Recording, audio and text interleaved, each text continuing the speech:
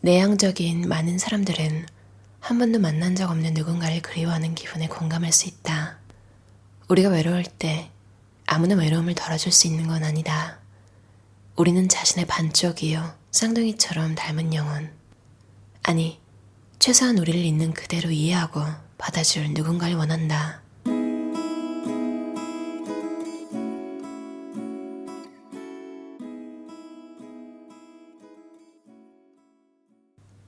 내향적인 사람들 대부분은 일종의 투자 수익에 대한 확신이 있기 전에는 사람에게 투자하기를 꺼린다. 그렇다면 우리가 가장 바라는 투자 수익은 뭘까? 영혼이 담긴 깊은 대화, 편안한 침묵, 공통의 경험, 다른 사람들의 잣대가 아닌 우리 기준으로 재미있는 활동 등이다. 그러나 그런 식의 유대감은 아무에게서나 느낄 수 없음을 우리는 너무 잘 안다. 내향적인 사람들은 취미와 주변 사람들에 관한 일종의 전등 스위치다. 무언가나 누군가에게 완전히 몰두해 스위치가 켜진 상태이거나 스위치가 내려진 무관심한 상태이거나 둘 중 하나다. 아랍어에는 좋아하다는 뜻의 영어 단어 like에 해당하는 단어가 없다고 한다. 내향적인 사람들도 이렇다. 우리의 내면 언어에는 좋아하다에 해당하는 단어가 없다. 우리는 홀딱 반하고 몰두하거나 상관하지 않거나 둘 중 하나다. 내향적인 사람들 다수는 친밀감과 관련하여 아픔이 많고 그래서 다른 사람과 가까워지기를 두려워한다. 감정적으로 압도되는 아픔, 너무 빨리 움직이는 것에 따른 아픔, 항상 나쁜 사람 같은 기분이 들고 오해받는 아픔, 그리고 당연한 말이지만 우리가 자신의 선천적인 욕구를 충족시키는 행위로 다른 누군가를 아프게 한다는 사실을 아는 데서 비롯하는 아픔도 있다. 우리의 배우자나 연인은 우리가 혼자만의 공간을 원하면 뺨을 한 대 얻어맞은 것처럼 느낀다. 우리의 에너지 수준이 낮은 것은 사랑이 부족해서라고 오해한다. 우리는 의미 있는 관계를 원한다고 입이 닳도록 말한다. 그러나 아픔과 관련해서 연상되는 이 모든 이미지는 우리가 누군가와 실제로 가까워지기를 꺼리게 만든다. 고슴도치 딜레마라는 말을 들어보았을 것이다. 독일의 철학자 아르투르 쇼펜하우어가 1851년에 주장한 개념이다. 고슴도치들은 추운 겨울 서로의 온기로 추위를 이기기 위해 한데 뭉쳐있고 싶지만 너무 가까워지면 날카로운 가시로 서로를 다치게 하기 때문에 반드시 어느 정도 거리를 두고 떨어져 있어야 한다. 결국 고슴도치 딜레마는 인간의 친밀함에 관한 궁극적인 딜레마를 은유적으로 표현한다. 즉, 우리는 가까워져서 서로를 다치게 하거나 서로에게 거리를 두어 외로움을 느끼거나 둘 중 하나다. 사람들은 대부분 친밀감과 관련해 몇 가지 두려움을 갖는다. 보편적인 두려움 두 가지는 타인에게 먹혀버리는 것과 버림받는 것인데 대개는 둘 중 하나를 느낀다. 다른 사람이 우리를 삼켜버리고 우리가 관계에서 녹아 없어질까 두려워하거나 내쳐질까봐 벌벌 떤다는 이야기다. 그러나 내향적인 사람들이 인간관계에서 경험하는 딜레마는 가끔 그 두 가지 두려움을 동시에 그것도 아주 깊이 느낀다는 점이다. 우리는 다른 사람들에게 압도당할 위협을 항시 경계한다. 그러면서도 자신의 진짜 성격이 사람들을 겁줘서 멀리 쫓아버릴 거라고 전전긍긍한다. 최악의 두려움은 우리가 너무 쉽게 발을 뺀다는 것인데 이는 우리가 사랑하기 진짜 어려운 사람이라는 뜻일 수도 있다. 마치 해를 두려워하면서도 해가 지는 걸 무서워하는 것과 같다. 에너지가 쉽게 고갈되는 민감한 내향적인 사람들에게 관계는 쓰나미 속에서 수영하는 기분을 안겨줄 수도 있다. 사나운 해일처럼 밀려오는 감정들, 조용한 공포, 무섭게 날뛰는 호르몬, 다른 이들의 기대로 인한 부담감, 이 모든 것이 우리의 에너지 수준이 감당하기에 벅차다. 너무 세게 잡히면 우리는 무너지고 자신만의 세계로 꽁무니를 뺄 것이다. 가끔은 우리를 지나치게 많이 원하는 사람을 피해서 도망치게 될 것이다. 가끔 우리는 줄 게 많지 않다는 생각 때문에 도망치곤 한다.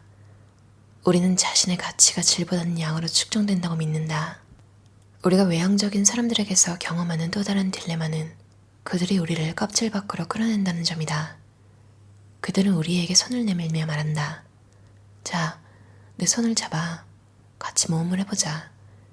때로는 이것이 선 것이지만 가끔 우리는 그들의 초대를 고마워한다. 사실 우리는 자신이 관계에 제공하는 긍정적인 가치를 거의 인정하지 않는다. 그래, 맞아. 우리는 충직하고 참을성이 많으며 믿을 수 있고 겸손해. 그게 무슨 소용인데? 그런 것보다는 사회적 자본이 더 가치 있어. 외향적인 친구들 역시 우리의 껍데기를 가치 있게 생각한다는 점은 쉽게 간과된다. 우리의 껍데기가 그들의 접근을 차단할 때는 그들도 그것을 별로 좋아하지 않겠지만 가끔은 우리와 함께 안전한 껍데기 안에서 돌아다니는 것을 즐거워한다. 우리와 함께 있을 때 안전한 기분이 들기 때문이다. 대인관계에서 내향적인 사람들의 역할이 외향적인 사람의 역할과 다를 수는 있지만 그렇다고 덜 중요하진 않다. 아니, 똑같이 중요하다. 내향적인 어떤 사람들은 파트너십이라는 아이디어 자체에 경기를 일으킨다. 누군가를 자기 삶에 들인다는 것은 자신의 소중한 독립성 중 일부를 포기한다는 뜻이다. 게다가 우리는 누군가에게 의존한다는 생각만으로도 불안해진다. 물론 다른 사람의 지지와 도움을 바라지 않는다는 뜻이 아니다. 당연히 우리도 그것을 바란다. 다만 예전에 다른 사람들에게 의존했을 때 위안을 얻기보다는 더욱 힘들어졌던 나쁜 기억이 있기 때문에 불안한 것이다. 또한 모든 관계에는 언제나 주고받는 것이 존재한다는 사실을 잘 안다. 우리는 자신이 받을 차례가 되었을 때 그에 대한 보답으로 줄 수 있는 것, 아니 최소한 꾸준히 줄 수 있는 것이 없을까봐 걱정한다. 행여 에너지 주기가 하루 종일 이불 속에 숨어 지내는 최저점에 있을 때 상대방이 우리를 필요로 한다면 난감하지 않겠는가? 게다가 특정인에게 지나치게 의존하게 되는 상황을 걱정할 수도 있다. 우리는 친밀한 관계가 손에 꼽을 정도고 그래서 최측근들에게 더 많이 기대하는 것도 당연하다. 가끔은 우리의 사교 범위가 너무 좁아서 오직 한 사람에게 기대어 모든 필요를 충족시키려 할 수도 있다. 이 모두를 한 사람에게 요구하는 것은 너무 큰 부담이다. 친구나 연인 혹은 배우자가 부담을 느끼면 우리는 그 사실에 죄책감을 갖는다. 이는 갈등으로 이어지는 지름길이다. 그런 갈등을 애초에 피하고자 친밀한 관계를 무조건 거부하는 내향적인 사람들이 많다. 이 또한 해결책이 되겠지만 더 나은 방법도 있다. 우리 자신이 해야 하는 몫을 성실히 수행하면서 다른 사람들의 지원과 도움을 받는 법을 배우는 것이다. 상대방에게서 도움과 지원을 받는 동시에 새로운 단계로 도약하기 위해 자신의 강점을 활용할 수도 있다. 나는 지난 몇 년간의 경험을 통해 누군가와 가까워질지 아닐지를 보여주는 확실한 단서를 찾았다. 비슷한 배경이나 비슷한 성격? 아니면 공통의 관심사? 전부 아니다. 그것은 물리적인 근접성이다. 그런데 근접성이란 딱딱한 용어보다 좀 더 불가사의하고 신비로운 표현이 없을까? 만약 누군가가 내 공간에서 많은 시간을 보낸다면 그 사람에 대한 경계심이 사라지고 그에게 한결 부드러워진다. 근접성에 관한 내 개인적인 믿음을 뒷받침해주는 연구 결과가 있다. 물리적 근접성이 더욱 친밀한 관계를 촉진한다는 것이다.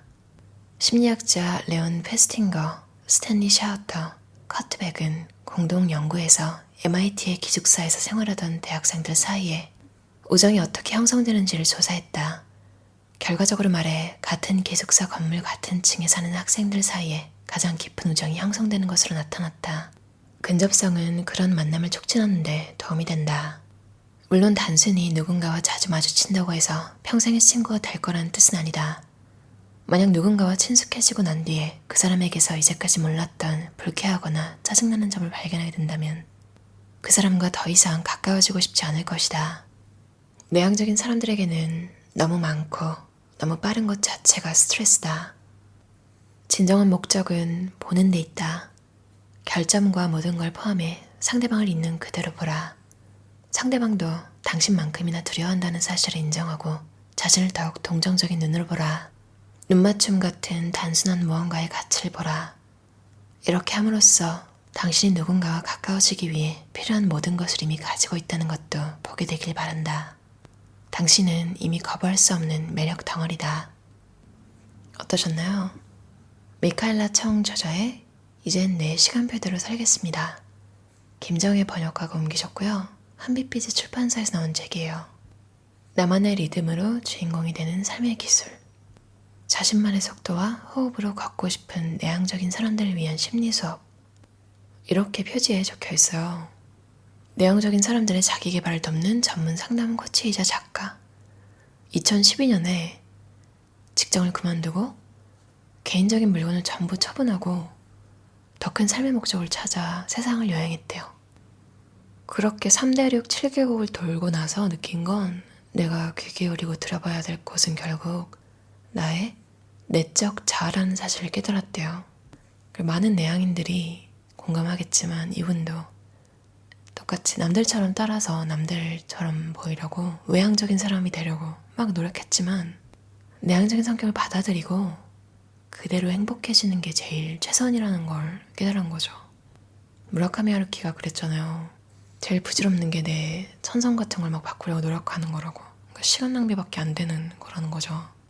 어쩌면 그걸 깨닫는 과정을 배웠다는 게, 그리고 그 결과를 알았다는 게 도움이 됐을 수도 있지만 참 신기하죠. 남이 이렇게 알려줘도 꼭 본인이 겪어야지 확 와닿아서 딱 스스로 관두는 것 같아요. 어제 드라이브 마이 카라는 무라카미 하루키 소설이 원작인 영화를 봤는데 처음에는 막 보다가 뭐지? 좀 짜증난다 이런 생각이 막 드는데 어찌어찌 보다 보니까 3시간이 훌 넘어가 있는 거예요. 근데 결과적으로는 되게 마지막에 여러 가지 생각이 많이 들었어요. 인간관계라는 게 뭔가, 가까워진다는 게 뭔가, 누군가를 잃고 싶지 않다는 기분은 뭔가. 그래서 그 잃고 싶지 않은 감정을 위해서 나는 어디까지 참을 수 있는가. 참 인간관계는 힘든 것 같아요. 이게 무슨 물건이 아니잖아요. 오늘 보고 이건 이렇고 저건 저렇네. 테스트 해보니까 이건 별로군. 이렇게 하고 마음에 안 든다고 이제 그냥 다른 물품 찾아 나서고 이럴 수 있는 게 아니라 fear of missing out이라고 하잖아요. 그러니까 놓치는 거에 대한 무서움. 그래서 사람들이 뭔가 우와 이 사람이랑 친하고 싶은데 하다가 그 다음에 또 실망스러운 점을 발견해도 또 이렇게 좀 마음에 안 든다고 내가 연락을 안 하면 이 사람의 또 다른 좋은 점을 내가 놓치면 어떡하지? 이게 어떻게 보면 또 기회를 주는 걸 수도 있고 너무너무 실망스러웠더라도 잘못 풀리면 정말로 큰 실수라는 걸 수도 있죠. 인간관계는 참 불확실하잖아요. 그래서 더 감동스럽고 즐거운 면이 있을 때는 정말 막 뭉클하기도 하고 근데 그만큼 실망스럽고 아플 때는 정말 삶이 막 유지가 하루하루 살아가는 게 힘들 정도로 그런 감정이 느껴지잖아요. 그리고 내향성이라는 게 어떤 인생의 시기에서는 좀 뒤로 물러나져 있기도 한 것 같아요. 왜냐면 어느 시기에 제가 그 MBTI 유행은 항상 주기적으로 돌아왔잖아요. 또 유행했을 때 어떨 때는 자주 하진 않아요. 거의 몇 년에 한 번씩 하는 편인데 20대의 어떤 지점에는 그냥 E가 나왔어요. 외향성으로 나온 거죠. 그때는 잘 몰라서 난 이렇구나. 확실히 그때 뭔가 되게 사람한테 아직 상처도 좀 덜 받고 그랬을 시기였어서 그렇게 나온 것 같기도 해요. 왜냐면 내향적인 사람들 대부분은 일종의 투자 수익에 대한 확신이 있기 전에는 사람에게 투자하기를 꺼린다. 이 말이 너무 공감이 가는 게 계산적이고 막 나쁜 의미로 그렇다는 게 아니라 어차피 나랑 너무 안 맞아서 나의 이 어떻게 보면 좀 지루해 보이는 이런 면을 부정적으로 나한테 뭐라고 할 것 같은 사람을 만나면 나한테 상처밖에 안 되잖아요. 그러니까 그런 사람을 피하고 싶다. 이런 마음이 더 큰 것 같아요.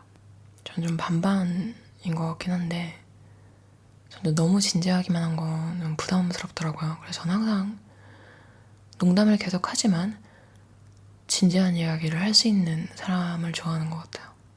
근데 사실 많은 사람들이 그렇겠죠. 근데 저는 상상할 수 없지만 무겁거나 조금이라도 힘든 얘기 이런 걸 아예 안 하고 싶어 하시는 분들도 있더라고요. 그래서 좀 놀랐어요. 그러면서도 이게 어떻게 받아들여야 되나? 이게 성숙해서 남의 감정을 배려한 거라고 봐야 하나? 아니면 오히려 반대로 미성숙해서 이 감정을 드러낼 수가 없는 건가? 잘 모르겠어요.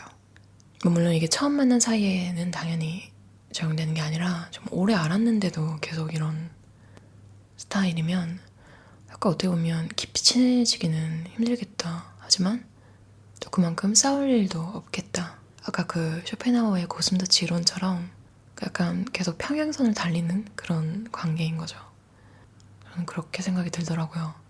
그래서 어느 정도 내 슬픔을 드러내고 어느 정도 거리를 좁히고 늘리고 이럴 것인지 매 순간 결정하는 게 그게 너무 힘들어서 어쩌면 내향인들은 사람을 적게 만나는 것 같기도 해요. 사람을 관성으로 못 만나잖아요. 그러니까 뭐 동료나 어쩔 수 없이 이렇게 내가 무슨 일을 할 때 부딪히는 사람들과는 가볍게 대화가 가능하지만 뭔가 내 마음이 진심으로 안 동하는 사람들과 굳이 1대1로 또 약속을 잡고 카페를 마시고 밥을 먹고 하는 게 되게 힘들잖아요. 하지만 내가 나다워지는 게 가장 자연스럽고 행복한 거다라고 생각하고, 그리고 이게 절대 외향적인 사람들보다 마이너스인 성격이 아니라는 걸 깨닫고 내 자신이 괜찮다고 믿는 훈련이 조금 필요한 것 같아요. 여러분은 이미 거부할 수 없는 매력 덩어리니까요. 그럼 오늘도 들어주셔서 감사합니다.